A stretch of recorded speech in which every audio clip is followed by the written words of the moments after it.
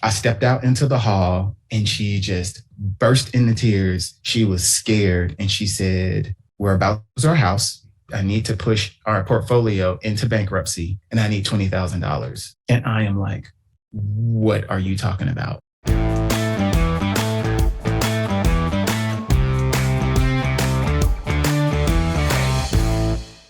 Welcome to the podcast, Real Estate Investing with Coach Carson. I'm your host, Chad Carson. You can also call me Coach, and this is a show to help you get out of the financial grind so you can do more of what matters. Whether you're a first-time listener or a long-time listener, thank you for being back for another episode. The title of this episode is From Bankruptcy to Debt-Free Rental Portfolio, One Family's Journey. In this episode, I interview my old friend, Anthony. This is very fun for me because Anthony and I were friends in high school. We went to school together in College Park, Georgia. So when Anthony came to me with the details of his family story and his willingness to share it, I knew I had to have him on the podcast. Anthony and his wife are real estate investors themselves in College Park, Georgia. He's also an attorney and a professional and works in the mergers and acquisition space for corporations. So in his own right, they've been very successful professionally and with their real estate investments. But this is really a story not only about Anthony, but about his family and a journey they had to take through some really difficult times when their back was against the wall. This was the beginning of a 7-year journey to very deeply understanding my parents' business, understanding single family, and understanding how to manage through some adverse times. His parents had real estate investments themselves there in Atlanta, and they were very community oriented and cared about the community, cared about their tenants. My parents believed every person deserves to have a home to come home to that is respectable, that is safe, that is clean. But along the way, they faced some challenges, which I'll let Anthony explain more details about, culminated in them facing a bankruptcy. They had a bunch of debt all over the place, from property taxes to personal taxes to these mortgages that they no longer could manage. They just knew they needed help and that they were about to lose the home that my sister was living in at the time. So what you learn in this interview are not only how they overcame those challenges and got through them, but in the process, you learn about relationships. If you have parents or if you have kids who are also interested in real estate, how does that dynamic work? How can you help one another through this family journey of building wealth and overcoming challenges that inevitably come up when you're doing something like real estate investing? And so it took time to figure out how to share information with them in a way that meant something to them. I had to start thinking, how do I serve them so that their legacy is meaningful in the next 10 years if we can make it through this process? And what I also love about this interview that you're going to get are the fundamentals of what make real estate investing work. Anthony and his family had to go back to basics and learn the basics. And so what you're going to hear is really the operations, the systems, the technical, practical details of what make a successful rental property portfolio. They had great properties. They just had bad tenants, but they did not understand how to choose really good tenants, which is arguably maybe the most important thing in this business. And if you ever want to get to the point where you have a group of properties that are paid off, free and clear, or just producing enough cash flow to support your lifestyle, that's what this story is about as well. So without any further delay, I'm going to take us to the interview with Anthony. Anthony, welcome to the podcast. So good to have you here. Chad, it's great to see you, my friend. It's been too long. Yes, it has. Doing a podcast as a host is a lot of fun. Like, I have fun on every single episode, but I have to tell you, when two paths cross, so when an old high school friend and his adult life and my adult life cross paths and we have similar things to talk about and we get to talk about it on a podcast, like, this is fun, Anthony. I'm really, really pumped to have you here and to talk about your story, talk about your family's story, and just to reconnect. This is a lot of fun. Absolutely. And let me just tell all the listeners out there, for anyone who's listened to Chad for some period of time, which I have, and you've learned his demeanor and his approach and his patience and his kindness, let me just tell you who Chad was in high school. Exactly this person. Someone who was a leader, one of the most humble people that I've ever met, that I wanted to emulate things about him, and always has just consistently been a friend, no matter all the great things that he's accomplished, always willing to share and willing to blaze a trail and push the ladder down further so other people have opportunities. So Chad, it's just really great to reconnect. And I just want you to know the respect and love I have for you, my brother. Wow. Thank you. Thank you so much. I didn't even set him up for that, y'all. Thank you. My check will be coming in the mail. Yes, right. It'll be on the way. No worries, Anthony. All right.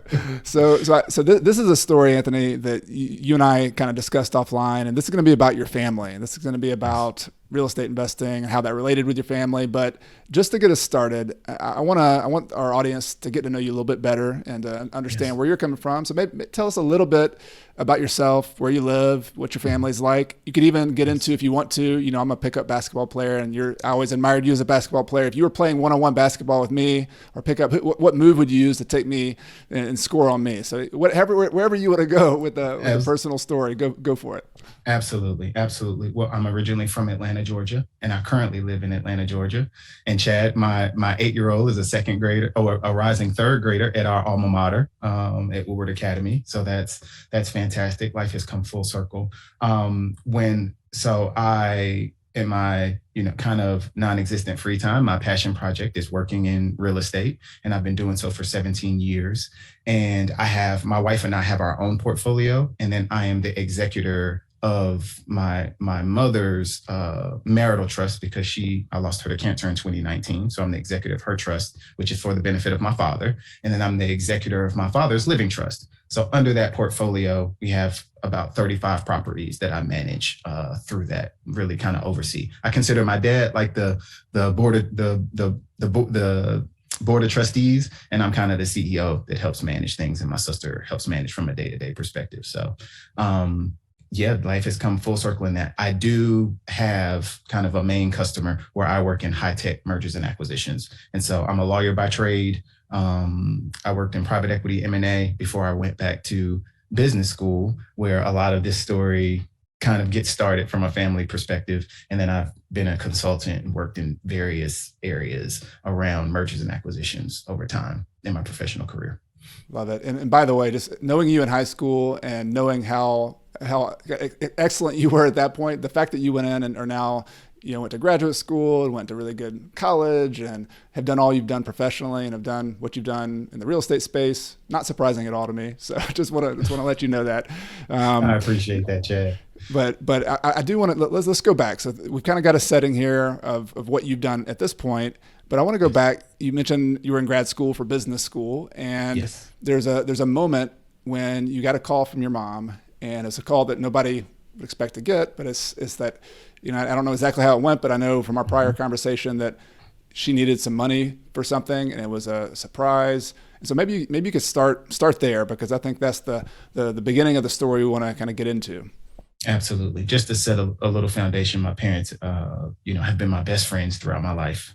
They grew up in the 40s and 50s. My dad is from Mississippi. He was a basketball player, Chad, and he picked cotton. He got a chance in life through basketball and getting to college. And that's where he met my mother. And my mother was the valedictorian type. They went to a small, historically Black college a little north of Charlotte.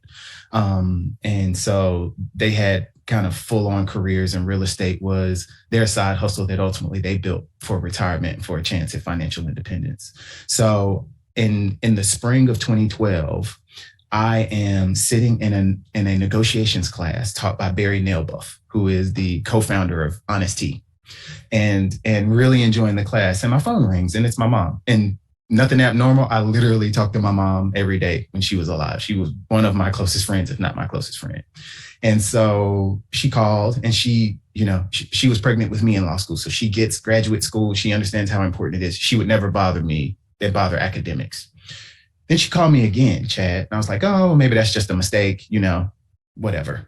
Then she called me a third time. And at that point, I excused myself and walked out, because I knew something was wrong. And my mom had some health challenges, so I knew she was calling me multiple times. I was concerned she might be in the hospital or something of that nature. I stepped out into the hall, and she just burst into tears, didn't ask me how I was doing. She just was not herself. She was scared, and she said, we're about to lose our house. I've hired a bankruptcy attorney. We need to stay the foreclosure. And so I need to push our portfolio into bankruptcy, and I need $20,000 to pay the bankruptcy attorney. And I am like, what are you talking about?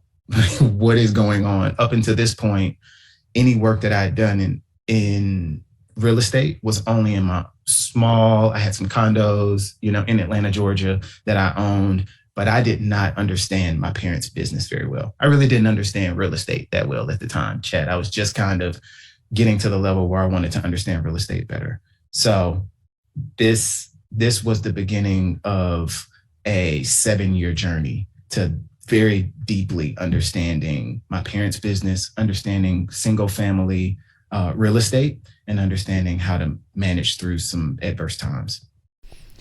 So you got this call. It's obviously emergency. Your mom's upset. What was next? I mean, when you get that kind of call, anybody who Yes. has a family member who's in trouble, who's having problems, who needs your help, it's like you got to meet the call. I mean, so Yes. what was next from there? Because what was the how could you help? What did you try to do? Yes. So luckily, my now wife, then at that time that we're talking fiance, but before we went to business school, girlfriend started getting me to the next level of thinking about budgeting. So we planned for 2 years before we both went to business school. I was at Yale, she was at Howard. And we both got full scholarships and we both saved a lot of cash because we figured by the end of it, we would get married and we knew we would be on our own paying for it. This was going to be a self-funded venture. And so we planned accordingly so we could minimize the debt that we took out, which we ended up not having to take out any debt. So I knew I had cash and it was never a hesitation to support my mother because they supported me so much with my schooling and just throughout life. But the first thing to do was, number one, pray and just bring some peace to myself. But number two, talk to her about a little bit about just how we got here and understand better the challenges. She was just telling me the ultimate problem or really the symptoms. I didn't understand the root of the problem. So what was really going on? So we started talking for the first time about some of, all of the loans that were struggling, that were in foreclosure, that they were behind on, and just some of the decisions that had been made that were driven by mostly my father. My mother was a very conservative person, and my dad was more of a risk taker. So he was willing to get out there and get a lot of financing. At the time in 2006, 7, 8, things were very expensive, right? And the market was overblown. So now that I look back, they ultimately got caught up in the financial crisis. They had loans that were upside down at this juncture, and their cash flow could not afford to continue to manage all of their bills. And they had made some other decisions on the margin that were suboptimal, that they didn't understand, that had some tax consequences and things of that nature that had really huge ramifications. So they had a bunch of debt all over the place, from property taxes to personal taxes to these mortgages that they no longer could manage. And they didn't have any systems and processes. So they didn't have the visibility to really understand just how big the problem was. They just knew they needed help and that they were about to actually lose the home that my sister was living in at the time. So that kind of was the trigger for everything. So it sounds kind of like, you was in this role of a caring family member, didn't know all the details yet. It's almost like you're a doctor or somebody who's trying to, you see the symptoms here. There's some acute symptoms, there's some problems, and you're trying to understand what's the cause of these. And there's probably a few different ways we could dig into this, but I think it's interesting just to get into the details of the portfolio to the extent Absolutely. that you're able to talk about it. But can you kind of set the stage for what type of properties do they have? How many properties? Like just kind of give us a little bit of understanding of what that real estate portfolio was like at that time. Absolutely. They owned at the time about 35 single family homes. Some were condos. Okay. Most of them on average, when they purchased them, were in the, let's call it $120,000 range. And I'll say informally, my parents focused on affordable housing. So in neighborhoods close to where I grew up in Atlanta, Chad, in Southwest Atlanta, where my parents believed every person deserves to have a home to come home to that is respectable, that is safe, that is clean, because that was important to them growing up, being from families with little means. And so that it was part of their mission to provide these types of homes, but ultimately they were running a business to the best of their ability.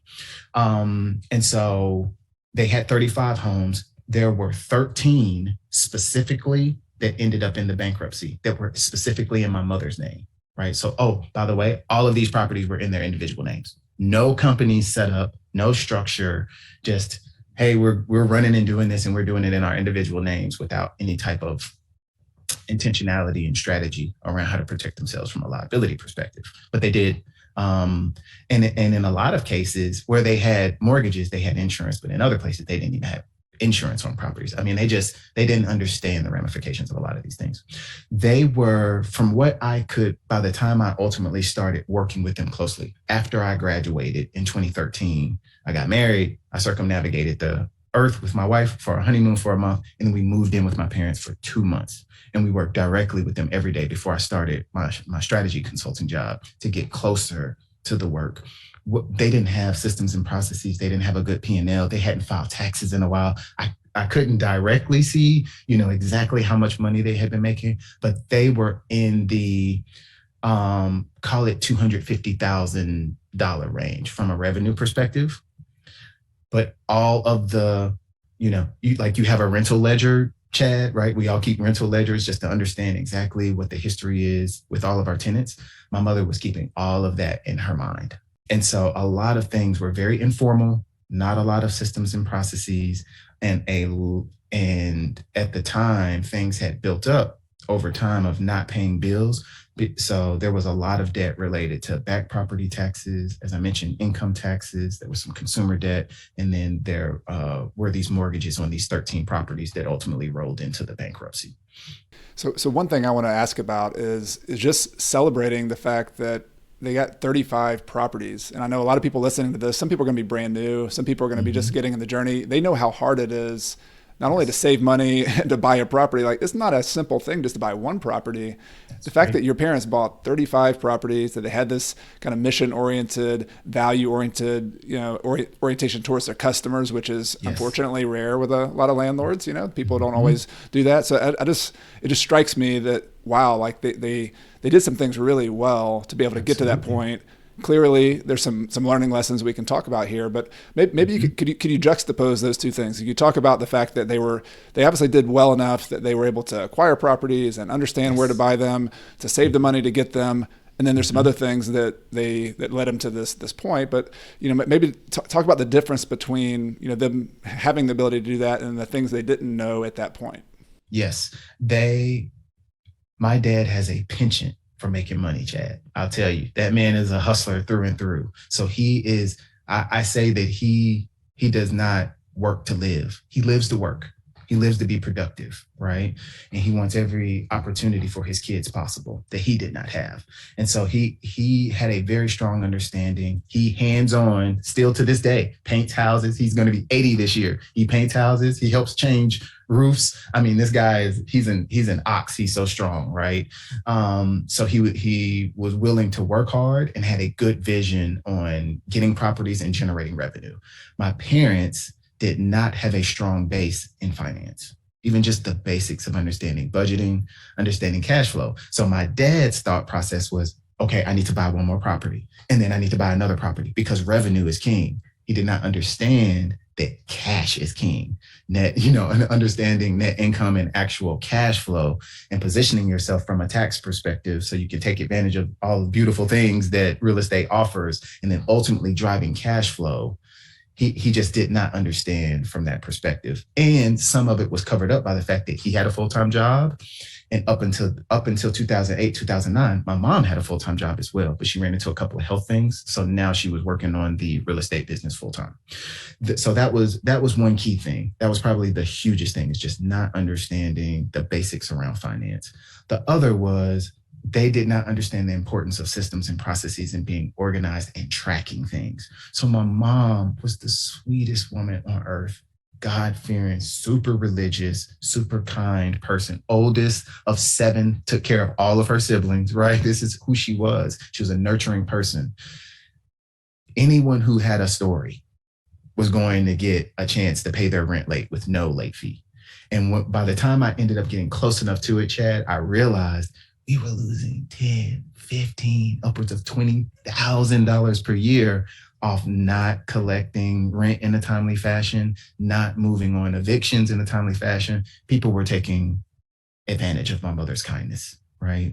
And so that was just the other thing. I think it's really the understanding of finance and really investing in systems and processes that will allow you to hey, we're talking to Coach Carson here. You need a playbook, right? You need to know the play that you can run consistently so that you treat everyone the same. And so you also know what to expect from a financial performance perspective. So those are two dimensions that I think were really at the core of them struggling.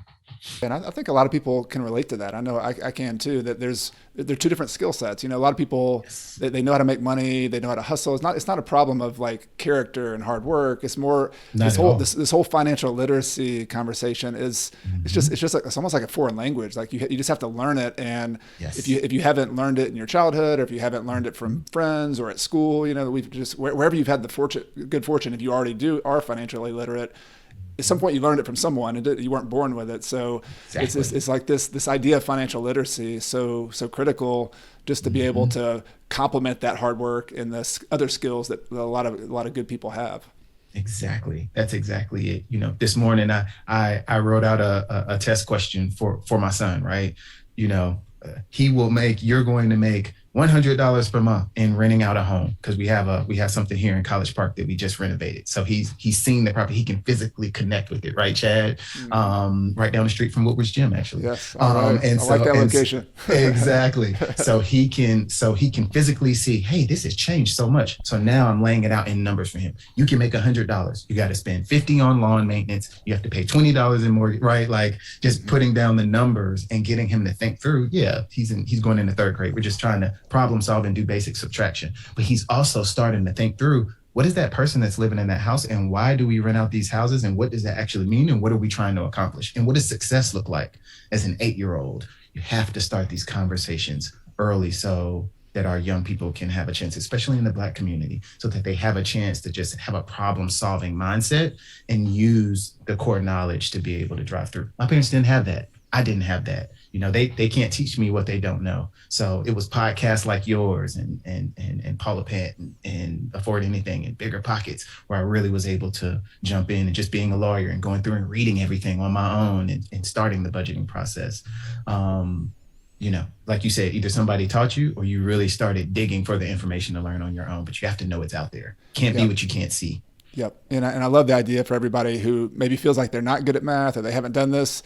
You can learn this. Like, this is a learnable skill. This is something that, you know, your kids can emulate you, but you as an adult can learn to do it. It's not, you know, I studied biology in college and I took foreign languages, and not that real estate, not to downplay it, but like real estate investing, when you really get down to the math, fortunately, it's addition and subtraction. It's a little bit of multiplication. It can be pretty basic, but you do have to get your head around it, and it's learnable. We can all learn to do this. My parents learned it in their 60s and early 70s. You know, people who are less established than they were. An old dog can learn new tricks. All of us can learn new tricks. It's just all about the willingness. All right. So I wanted to pull that out, but let's go back to your story. You know, you had to sort of diagnose the symptoms here, and that you're having this conversation with your mom.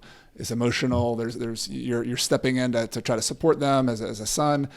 But let's talk about, you know, what some of the next steps were. I imagine once you got your head around everything and you're at peace with kind of what you're all facing down. What were some of the practical things you had to do next? Okay. So after, you know, loaning her the money and remember, I'm in school I was in my first year spring when this happened. So I had another year before I graduated.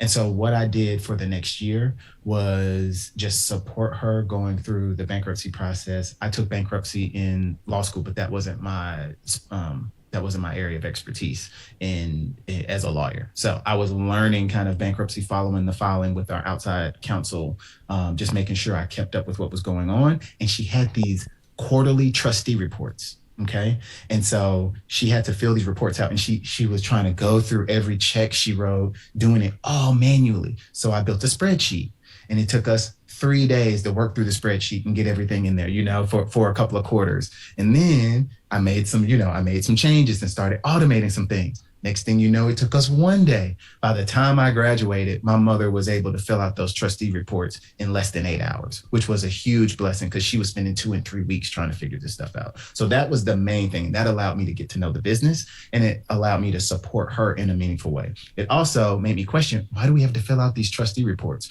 Well, let's talk just for a second about Chapter 11 bankruptcy. Chapter 11 is reorganization. Okay. Not liquidation, which is chapter 7. So you have a chance to keep all of your assets, and you have to ask all of your lenders, right, to come to the table and renegotiate with you based on what new terms will be going forward so that you can actually service the debt in a meaningful way. Chapter 11 is incredibly powerful when used correctly, like my mother used it, right? And the judge, when she was able to check out of bankruptcy and close her bankruptcy down formally, told her that. She was like, this is the reason that we make bankruptcy, for people like you who are honest and have the integrity and are walking through and actually have built something special. And so we got to the next level of understanding that, and to get rid of that trustee report. The specific thing for my mom was she had this outstanding debt with the federal government from a tax perspective, and it was significant. So she didn't have a settlement agreement because she did not have an accountant, right? And so it was really important to get a settlement agreement with the IRS so that she could remove that trustee report, because you had to do the report and then you had to pay the trustee. So you're just giving money away, cash that you need to be able to service everything that's going on. Okay, so she filed her bankruptcy around October 2012. I graduated in June 2013. I moved in with them in September of 2013, and we spent 2 months going through everything. And what I found, they had about $800,000 in debt. Okay, Chad, that's broken up as follows: $500,000 in mortgages. Okay. $100,000 in income taxes, $50,000 in back HOA fees, $50,000 in back property tax fees, $40,000 in kind of random consumer debt, and then $60,000 in property taxes on their primary residence. Okay. And what they had done to purchase their house, they took money out of their 401ks. What they didn't think about is that you get a penalty and that gets hit as ordinary income. So they had this massive, thing with the federal government, and they were lost in time. So that was the number one thing, is understanding what's going on, spending time with them, and understanding the portfolio and getting our hands around the bankruptcy estate. The other thing that was really key was, and this is one of my key rules that we can talk about, is have great service providers and you pay them first. When I went to the lawyers, they owed money to the lawyers, and the lawyer wouldn't talk to me. And I said, hey, listen, I know you're not willing to get on the phone with me. I'm going to pay you $100 a month, and I promise you I will pay you $100 a month for the next 3 months. And if I do that, will you please get on the phone with me, because I need your help. I don't know where to go from here. And they said, okay, show me. The rest of that year, I put it on automatic bill pay, and $100 went. And finally, they picked up the phone and helped me get through. Here's what you need to think about to get out of the trustee. Here, walk me through the bankruptcy thing. I was like, here's what I'm reading, but I need you to just kind of talk me through it a little bit. And then ultimately, we were able to say, how much do I need to do per month towards, how much we owe you and what the goals are. That just doing $100 a month, Chad, built the trust to show, okay, this is a priority. They prioritize our support, and they're not going to just leave us in a lurch, right? And so really making sure you have good service providers and that you take care of them is critical. So I put in place, they already had the bankruptcy lawyer. And then the number one thing is that I found a phenomenal accountant through my network. And she is one of my closest friends today. She's my personal accountant also. And the fact that she took the time to really help us think through how to manage through 3 and 4 years of tax filings that did not happen, and understanding the ramifications of some of the decisions that were made. Those were the two key things that I think were most important: accountant, and making sure, in this case, the bankruptcy lawyer, that the strong rapport was there. So you and I both have some sports backgrounds, and I always like to use this analogy. I actually use John Wooden, basketball coach, and use this analogy where he would recruit Bill Walton and Kareem Abdul-Jabbar and these all-star amazing players. But then the genius, I think, as any good coach, is then bringing the team members and the roles and having them play their roles well together. That's when when you really perform well. They couldn't play as freshmen. That's amazing. Imagine having Kareem on your team. Oh my God! Play as a freshman. This big MVP is sitting on the bench as a freshman. Exactly. but the thing that you did that I just want to kind of highlight there is like the all-star team. You've got to have all-stars on your team. Luckily, Yes. they, for your family too, to have the family members be on your team. That's first and foremost, that inner circle, those people who you trust and you can lean on. But then as you go out from that inner circle, having a great attorney who can actually, this is a maze. Like everything you explained there, we just did like a little summary. One thing, I want to ask this question as a follow-up to what we're talking about here. You have this team, but I imagine like emotionally, for your mom and dad, it's almost like you're putting out fires and you're doing your best, but when it gets so complicated like this, and you got tax filings that weren't done, and you got what a maze, and you have to have some kind of guide to help you get through that maze. And what happens sometimes, I'm sure, is like if you don't have that guide, it's just you just get what do I do? You get stuck, in that place. Chad, you hit on something very important that also highlights, you asked, what did you do? What was kind of the next steps? When I lived with my parents in September and part of October of 2013, my dad is a basketball player and a coach. I'm a basketball player. He's always driven me hard, right? And that's just our relationship. We fought like cats and dogs every single day because he could not understand what I was talking about. All he wanted to do was figure out a way to buy another. If he was not buying an additional property, he felt like he was failing. And he also did not see debt as an obligation. He felt like, hey, these people took advantage of me, right? And throughout the financial crisis, and we can have our opinions around the roles that banks played and maybe handed out loans that were a little irresponsible. That's to everyone's personal opinion. But he felt like at his age, he was like, they're as much in the wrong as I am. Why should I pay them anything? I'm not paying that, debt. This was literally his attitude. You're talking about today, a guy that's like, hey, let's just pay that off. Or like he's completely going 180 today once he understands what it really means to have the obligation and to live up to it and serve it. My dad is of the highest integrity, but he does not like being taken advantage of. He felt to some extent he was taken advantage of.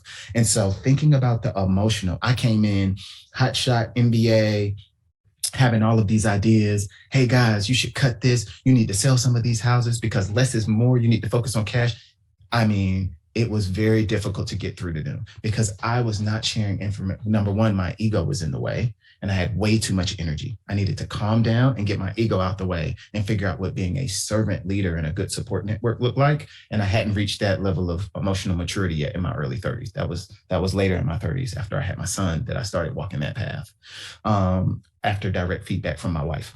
And that's always good. The wife, the partner feedback is always key when we get in our own way, right? Exactly. And so it comes down to love languages. And please read The 5 Languages of Love. That's a really meaningful book to me. But how do I share information with my mother who is a very specific person, very nurturing, very, very calm, very sensitive, very conservative. And how do I share information with my dad, who's aggressive, right? Like, I want to go, I want to win. How do I share things with him, share goals with him that in a way that it resonates with him? Two very different customers, two very different relationships. And I didn't think about that at all. I just said, what works for me and what's so logical for me, but this was an emotional exercise. And so it took time to figure out how to share information with them in a way that meant something to them so that they could, you love basketball, Chad. How am I the point guard that gives the ball to that person in a position where they can do something with it that's meaningful, right? That's the same way with information. I had to start thinking, how do I serve them, right? And really think about serving them so that their legacy is meaningful in the next 10 years if we can make it through this process. Wow, that's profound. I hope people take that to heart. And so there was two things that stood out to me as you told this story about in the middle of the kind of storm of the bankruptcy. One was just that emotional challenge of just everybody getting on the same page and kind of circling the wagon, so to speak. The other was, I'm just curious, you've mentioned some numbers, $500,000 in mortgages, you had the tax liens, and everybody heard that kind of list.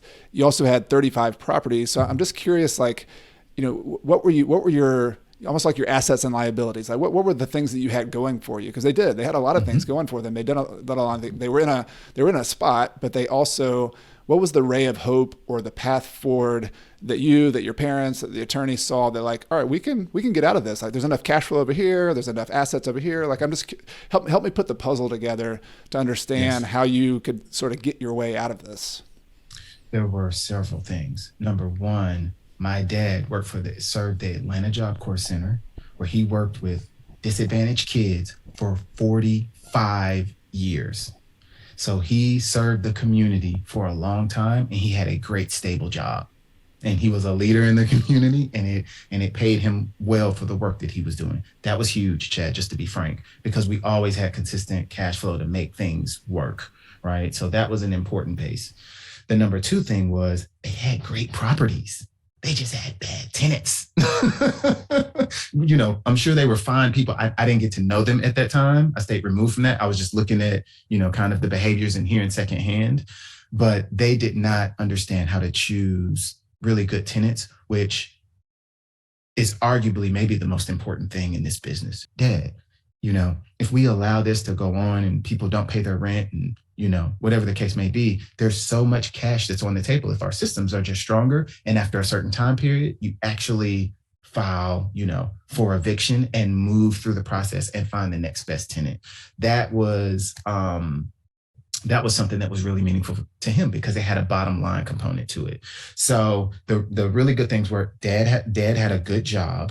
We had good properties. We just needed to market better and have better background checks and have better processes around placing people in these properties. And then we could make more cash. And we had the assets and they were sellable assets. And that's what we ended up doing was to get our debt down to a balance that felt more manageable.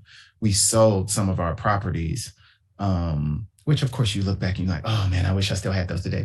But with the information that we had at that time, I pushed them to sell a handful of properties so that they could take some of the pressure off and get some of the risk off of their portfolio, which ultimately led us to when we got out of bankruptcy. Not only had I paid off all of my mother's properties and she was out of bankruptcy, but I had paid off all of my dad's properties. So they ended up with a debt-free portfolio in their early 70s, which was really powerful. Amazing. I just got to pause there because we just went from a few moments ago, you get the call and you're in grad school, 3 calls, your mom's upset. There's this almost feeling of a hopeless situation, confusion, what's going on here, to, we're talking years here. I mean, 6-7 years you said was the total. How long did the actual bankruptcy last? When was it? She exited and she started it in October 2012 was the formal filing. You work for a year before that, before you actually get the filing, but let's call it October 2012. And she exited in June of 2018, 1 year early. Got it. Okay. So it's a multi-year process, and there's the quarterly filings like you talked about. There's a process of basically restructuring the debt, and you as a team all looked at your assets and said, all right, we've got these things going for you, as you just talked about, and selling. The strategic key was let's fix our operations. Let's get better. Let's make sure we have good tenants. Let's fix our bookkeeping. Let's get good spreadsheets, good operations. Yes. Let's sell some of the assets that we have, which is a hard thing to do, but I get that. Like I've done the same thing, and it's that risk versus growth conversation that I continue to have on this podcast a lot. Is that it's not all about growth. Sometimes we gotta, take some poker chips off the table, to use another metaphor, and plow that money back. But I just got to pause again. You at the end of this bankruptcy, it was a year earlier than it was scheduled to be. And your family had paid off 100% of all of the tax liens, the debt, all of that. That was all everything, all done. All the mortgages, all the back taxes, all the everything. And so that was in all of the consumer debt. So that was a really powerful moment. And I was in France at the time living with my family for work. And so I was not able to fly back, but my mom was in cancer treatment at the time. So my sister rolled her into the courtroom in her wheelchair. And a new judge was in place who had taken over my mom. 7 years, right? 6.5 years, judges roll out over time. And the judge said, I have looked at your file in depth. There is no way that you should be sitting here in front of me today, having accomplished what you accomplished with the odds that you were up against. But this is the reason why the bankruptcy code exists, because of people like you who have high integrity, who understand how to improve their business, and who are really willing to continue to grow and have a chance to build something that's meaningful. And that is what you have done. And you are like a business case for other people. I wish they could see what you have accomplished and understand that there's hope when you go through the bankruptcy process. And one of the other things, Chad, I want to really just double click on really quickly to keep in mind for anyone out there that's considering bankruptcy. Just remember, no one cares about your bankruptcy. No one but you. It's not like my mental model was, oh, you're in bankruptcy, you're in this rigid state, and there are going to be all of these things. No, it is the most informal thing I've ever participated in. Right. I am a rules person. I love code-based things, in the law. Those were my favorite classes: tax, bankruptcy, right? Things of that nature. This was difficult because you have to go seek it out and say, hey, here's the bankruptcy filing. Here's what I owe you. This is how I'm going to pay you. You have to fight to get people to respond because you're somebody that they consider a risk. So they don't pay you any attention. Your lenders, you're with the consumer debt. When I'm working on paying back HOA fees, right? The lawyer that's representing the homeowners association, they don't want to deal with me. I owe them tens of thousands of dollars and I'm behind on it. And so really going through being consistent, being organized, and setting the foundation to negotiate and setting a path to say, this is how we're going to succeed in paying you back what we owe you. Here's what we owe you based on the filing. Look at this particular section in this particular article, and that will tell you, just to refresh you. And here's how I'm walking you down the path on what success looks like based on what you agreed upon 3 or 4 years ago, right? I'm coming back to you saying that I want to pay you off faster or whatever the case may be. And so it's really important to recognize advocating for oneself when you're in bankruptcy is really, really critical, and being organized and having great records and constantly thinking through and documenting things and strategizing is critical, because otherwise you'll sit in bankruptcy forever because no one is driving you through it. Yeah, I'm glad you made that point, because people who are in the middle of this, whether it's a foreclosure, a bankruptcy, or really anything where you almost feel like you're fighting the machine. Like, I'm a Star Wars fan. I feel like it's like the big evil empire. We're the small and mighty investor, and here's the Death Stars, circling around us. There's some big bank who you're just a flea. You're just a little a number on a piece of paper. And not to say there aren't good people who work at the bank, but the fact is there are the big institutions aren't there to pat you on the back and say, here, how can I help you out of this bankruptcy? Is more like you're a number, and you got to fight for yourself. You got to be this advocate. That's where the circling the wagons. If your team is if you're not on the same page, I mean, you're not going to overcome all that friction and all that inertia that's working against you with a lot more money, with a lot more, resources. It's a big uphill battle that you have to keep focused on. Absolutely. I want to circle back to one more thing, Chad, that's a critical input in moving us forward. And I also want to give flowers. So number one, my parents were willing to change. They were willing to learn and grow, even at the established age that they were at the time. That was a huge part, because we were able to grow together. And my dad's attitude towards debt and servicing, it changed 180. And he became the captain of his fate. Right. And someone who was in the driver's seat to be a support network to drive through these things. And so was my mom really always had that demeanor. She's just, she believes you signed something. She's a lawyer. You owe it. Right. That's just kind of the way she worked. So that my parents' willingness to continue to grow, learn more about technology and processes and things. The other huge thing happened is my mother got diagnosed with cancer in 2017. And I ultimately lost her in November 2019. But she got weaker. And so the everyday processes that she ran became risky. They were at risk. And so this is where I brought my sister in, right? I remember hearing on some podcasts, it's like, who, not what, right? It's like, who are your partners that are going to help you walk through the things that need to be done? My sister has a very interesting personality. She is maniacal about things being done well and being done perfectly to plan. The perfect bulldog for managing properties. Okay. So I was able to bring her in. I said, hey, Tish, please just watch mom, support her, and just help where you need to, and start learning the processes and things that she's doing. So she did. She started learning and growing. Then she ultimately just moved in, as my mom moved into like deeper radiation and chemo treatments. She really started stepping in, and she was like, these people don't pay on time, and they're used to doing that. What are we going to do about this? And I said, hey, here's what we're going to do. Here's how we're going to run background checks and all that stuff. Here's how we're going to choose tenants, number one. Number two, we are going to track this KPI. I want to know how much cash we have collected by the 10th of the month, by the 5th, by the 1st, by the 5th, and by the 10th. By the 10th, I want 85% of our rent collected. We're nowhere near that, right? We would get everything at the end of the month, which is terrible for cash flow perspective. Basic networking capital. You want to get paid fast and you want to pay everybody else as late as possible. Basic networking capital management, right? And so I gave her those KPI and I said, if by the 10th we have not received rent, on the next business day, you file for eviction. As you know, Chad, eviction takes time. You have time to work things out together. Just don't show up at court. Neither, if we got it figured out, just don't show up at court and it goes away. But you do have the option in the event someone doesn't have a reason. They're really just looking to take advantage, and they're not interested in continuing to pay you. They're just take advantage as long as they can. And so putting those things in and giving clear, manageable goals really helped us turn the corner to where we are today, where we, generate greater than $500,000 in revenue on a same size portfolio, but we manage how much rent we're able to charge because we work a lot with housing authorities. And so we need to make sure we're getting market rent because that's only fair. And so watching each of these levers really carefully and carefully identifying the inputs so we get the proper outputs has really been the key things that has allowed our business to, function in the 15 to 20% EBITDA margin perspective, generating solid cash and being really thoughtful around the tax advantages that are in place and things of that nature. So having the right systems and processes and my parents relaxing into changing their ways from that perspective, that's another important thing that really helped us be successful.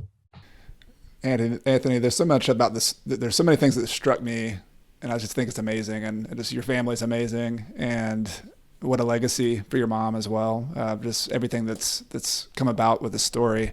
I'm just impressed. What's impressed upon me is the contrast of the people side of the real estate business with the processes and numbers and the systems. I mean, it's both. That's really the essence of real estate. Your tenants are people. You got to serve them. You have to provide a good home. You got to have mission orientation. At the same time, you got to have books and you got to have systems and you have to screen tenants. And with your family and your team, you got to understand them and use their love language. While at the same time, we got to be disciplined. And it's just that's just kind of stuck out to me about your story, Anthony, and your family's story about how this amazing transformation, this like last place to first place kind of transformation that you went through. Yes. That's the essence of it. It's on the step-by-step level. It's an emotional human journey. Yes. And it's a business, just details, numbers journey, all at the same time. At the crux of all this is human engagement. And we can talk about later what we think about AI and machine learning. And as Dr. Ed Hess says, humility is the new smart, okay? And so being able to connect as human beings, being empathetic, understanding context, people's context, business context, that is such a foundation for me. I'll make an I statement for my experience and what has allowed me to be a fuller human being and to reach better financial goals. I'm better at corporate development and integration because I'm more thoughtful around what is that founder going through? So what has their past been like? What did it take them to build this company, right? These types of things. It's the same thing in real estate. What is that seller thinking about? What's moving them? Where are they in their life? What are the issues that they've had? Maybe they've just really struggled to find good tenants, or, maybe they are just at a point where they would love some cash so they can go travel and live out their dreams. Whatever the case is, just connecting one by one. Who is on the other side of the work that you're doing? Is it a family member and you're partnering on something? Is it somebody on the other side of the table and you're negotiating? But what are they facing? What is their context? Just automatically assume they're doing the best they can to be the best human beings that they can be. So what does it look like walking with them and co-creating something that's meaningful so we all walk away winners? I didn't go into litigation because I don't believe in winning and losing, right? I believe in creating win-win situations as much as possible. That's what moves me. And so real estate offers a great opportunity to do that and to make a really positive impact on the community. Well said. So I've got a couple kind of wrap up questions. It's about the whole situation, but I want to give you a chance. Is there anything else we didn't cover about the story, about the transformation, about your parents that we should double back on and make sure we emphasize? I think the one thing that I have not referenced is the impact that my wife has had on this journey. She is so calm, so peaceful. She loves my parents. She loved my mom so deeply, and my mom loved her so deeply. And so her ability to coach me, Coach Carson, on the emotional front, and then her ability to walk through and have a fresh set of eyes from a financial perspective, because she's in small business consulting. She went to school for entrepreneurship and she loves supporting entrepreneurs.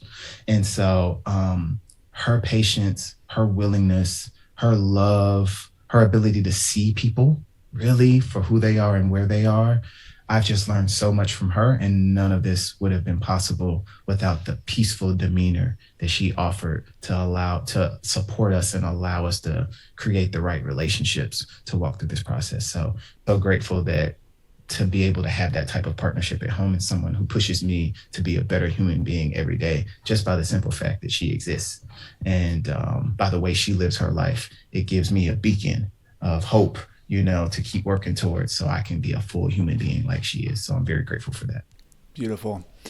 Well, the first question I have about just kind of as we transition, this was 2018, 2019 when that particular story ended. But I'm just curious, we're here in 2023 now. It's been 5 years. I'm just curious about the impact this has had on your family, on your, even your kid, just having this experience, having gone through that. You've had a chance now to have some space from this experience. Looking back, how do you imagine, I just want to kind of know a little bit more about what this is like now for your family and for what, having gone through that. It has been incredibly beautiful. And so when my mom passed, we also, and this is a separate discussion, but we also did a lot of deep trust and estates work. And so being able to have things in place in a business that's running well allowed us to grieve instead of struggling to figure out, how do we do this? How do we do that? We were organized also from that perspective. The business was organized, and then the ownership and structure of the business was organized. So things fell into place, and they haven't been perfect. There are a lot of dynamics. Just being frank, being the youngest child and being the executor of trust, it creates a dynamic that's been difficult, especially with my siblings. But we've talked through it, we've worked through it, and we're just connecting in a different way. And so having things better organized allowed us to heal from the loss of my mother in a way that if we had financial stress on top of that, it would have broken us, Chad. Just to be frank, it would have broken the dynamics. It would have broken us emotionally. It already broke us emotionally, losing the backbone of our family. So that is one of the huge things. And now we're able to focus on developing relationships internally as a family between myself and my sister and my father, especially, in a different way. And man, my dad, who just loves to work, I'll call him at 9:00 in the morning and he's still in the bed. He's like, you know what? I'm not going to start working till 10. He loves to mow grass. That's the way he physically moves every single day. Yep. He loves to paint, right? But he can choose what he wants to do and live a life that's meaningful for him. He's able to up and go with he's now remarried with his wife and move around and have experiences. We're going to visit where he's from in Mississippi as a family, right? He's going to drive and meet us up there. And I've never been to his hometown. He's able to have this peace that is really, really beautiful. So now work is very intentional for him. It's not because he needs to work. He can sit home every day and allow the cash to roll in, and good for him. But he doesn't care about material things. What he cares about is having purpose every single day and serving others. And so allowing him to literally just fully live into his mission, like you said, like the whole motto that you work under, having space to do what matters. That's what matters to him, is being able to serve. So I'm just very grateful from that perspective. And it's also helped my parents' dream come to life, which was creating a legacy where all of the children would have a space to engage and grow from a business perspective and serve something that's serving the community. And for all of us, it's a +1. It's a passion project, but it creates great financial characteristics and experience for us. And it gives us a chance to work together on something meaningful for our community. And so that's been a huge plus. Well, just kudos to your dad, kudos to your mom, to you, your sister, your wife. I mean, this is I feel like it's I keep going back to sports, but I really do feel like it's a turnaround story in terms of finances, but it's also a leaning on your strengths and just finding yourself, and a story of finding that thing that you always had, but you're the hero of the story. So I think it's amazing, and I want to give you a chance. Just you're looking forward now, and you're here. A lot of people are listening to this; are going to be inspired by it. What advice would you give to other people? Let's just assume maybe they're going through some struggles, they're going through some challenges, whatever those are. We don't have to name any particulars, but for people who are facing their own struggles and challenges and they're related to finances, what advice would you give them that would give them some encouragement? I would give a handful of advice. Number one, realize you're not alone. And not only do you not have to be alone, you don't need to be alone. Don't suffer in silence. Find a good, trusted group that can support you and connect you with resources that help you build the tools so you can start visualizing what moving to the next step looks like. When I was grieving my mother and hiding behind my work, ultimately my therapist helped me walk that path once a week, every week, for 1 hour, right? I haven't talked about how many, some who you played football with in high school are mentors and friends of mine who have been in our community for a long time, and they've accomplished amazing things and have been willing to sit down with me, talk to me about finances and investment and real estate, right? And managing family dynamics, managing trusts and estates. So really being able to lean on people. These are not taboo subjects. It's important to have a safe space to share and talk through those things. Number two, act on what you learn. I drive my wife crazy because I came to her the other day. I was like, Chad said I should pay off debt. I need to think about, I'm being silly, but you were just thinking about risk at a different level. And I'm at the point now where, hey, I appreciate what I've accumulated, but I actually want to turn my attention to some different things. So maybe I'll just think about my kind of debt to equity ratio and consider getting that down a little bit when I have time and cash. And I can run a longer play, but I'm acting on something that literally I heard a couple of weeks ago that came out on your podcast. That happened a lot with listening to Choose FI, listening to Dave Ramsey earlier. I acted on things very, very aggressively that I thought made sense, and I researched it and read enough around it. I was like, hey, I'm going to literally do this with my budgeting today. I'm literally going to do this and use this hack, right? And so really acting on things that you learn, and don't allow them to simmer too long and overly pontificate or philosophize regarding them. Really think through, what does action look like, so that you can start to see results. And finally, just be thoughtful, just be really thoughtful and give yourself grace. Life is about ebbs and flows. It's about peaks and valleys. We all enjoy the good times. I'm enjoying the good times right now. We struggled to have a child for 7 years, and we finally got one to stick, and she's here now, and she's changed everything. I'm enjoying that good time because I've seen the hard times, and I've suffered. Frankly, excuse me being emotional, but I've suffered. And so now leaning into the positive times and holding them for what they're worth and being thankful for them will give me enough to fill my bucket, because the next challenge will come and I'll be ready for it, because I have a strong foundation, and I have a lot of trust and belief in me and around me to help me manage through. So those would be the things I would impart upon people. Well, I was taking notes. Hope you don't mind. I was writing down those for myself as well. Anthony, this is inspiring. I knew it was going to be good, but man, this has been so good. And I just thank you for being willing to share, being vulnerable and sharing family stories. And, we've all got our challenges. We all have times when we aren't perfect, and we have our, we make mistakes. And the fact that I love that people can see that there's redemption on the other side of that. There's hope. Yes. Even if it doesn't go as well as the end of your story, hey, look, this is a game where we all get knocked down, and you got back up, and your family got back up, and there's truly a happy ending to that. Yes. And I know people are going to be inspired by that. So Anthony, I know people are going to want to stay in touch, and I am really happy about the fact that you're starting to share more, because as people can hear, you've got so much wisdom to share, so much perspective. And for people who want to stay in touch with you, I'm going to put links to any of this in the show notes for the podcast and the YouTube description, but let people know where they can hang out with you and maybe hear some more of your stories and your tips and advice down the road. Absolutely. Well, Chad, since 2017, I have been a digital minimalist. And so for personal reasons, to unleash other parts of, my personality that I want to work on and my development. But I have started an Instagram page, and I appreciate you sharing that in the show notes. And so I am going to authentically share stories there that are meaningful to me and create a space for people to be open with their challenges, and to be able to engage and talk a little bit more about financial literacy and real estate and whatever else is alive for us to help make each other better. That's the key. Well, I will definitely be a subscriber on there, and I will be following along and look forward to that. Anthony, thank you so much. Hope we can do this again, and I look forward to reconnecting in person. I think my 25-year Woodward Academy reunion is this fall, so I will surely be back in College Park and be hitting you up for some hanging out. Maybe I know who's cheering that reunion. It's going to be a good time. All right, very good, very good. I will be coming down I-85 to Woodward Academy this fall, so we will connect. We will connect in person for sure. This has been a lot of fun. Thank you for your time. Thank you. Thank you for all that you do, Chad.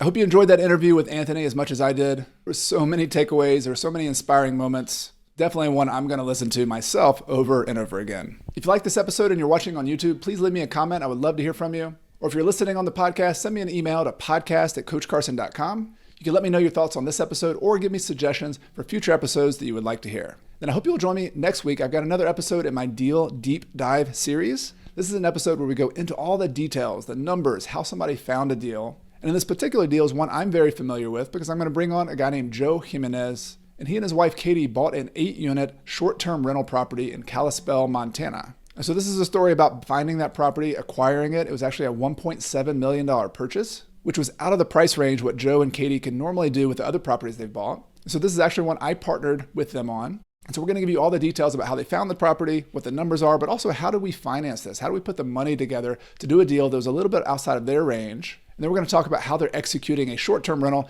during a time when a lot of people are saying it's the Airbnb apocalypse or Airbnb is crashing. We feel very good about this property, and we're going to show you the details of that. So join me next week for another episode. Thank you for being here. I hope you have a great rest of the week.